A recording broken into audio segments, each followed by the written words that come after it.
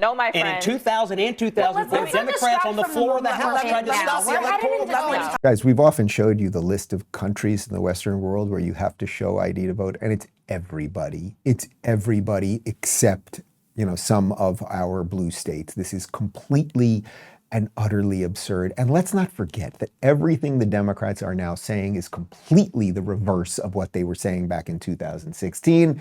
Here is a man who does make sense on CNN, Scott Jennings, explaining that to a bunch of dullards.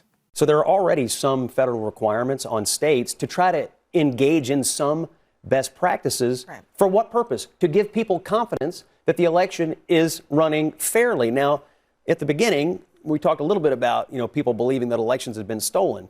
It's not just 2020. A majority of Democrats in this country think the 2016 election was stolen, and I suspect a great many Democrats still think 2004 and 2000 were stolen as well. So this is a problem that has plagued both parties, the idea that they don't believe the outcome of elections and the way I'd like to clarify that point, though, as I just want to say, there were people in 2004 that thought voter suppression tactics were taking place in the state, which could still be a true statement, but what never happened after 2004 was an insurrection at the Capitol. In 2016, there was proof that there were external foreign agitators that were targeting certain types of. No. What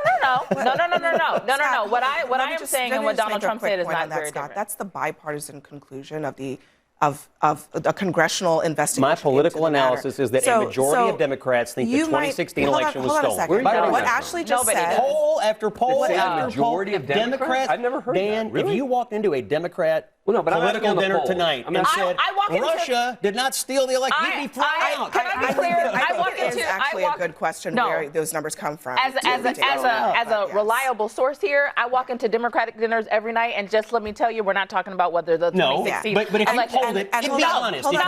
If you polled it, come on, guys. I think it's really important. The question differently. Because how many Democratic dinners have you been at lately, Scott? I look at a lot of polls.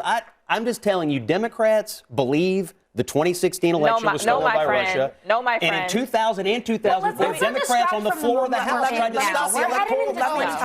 Yeah. See? Lady, let's say you are right. Let's say you are right. There were certain foreign agitators who had something to do with Donald Trump winning back in 2016. So you guys are still doing that in 2026. Okay, so let's say you're right. Wouldn't that be more of a reason you would want to make sure that when someone votes in one of our elections, there is proof that they are who they are?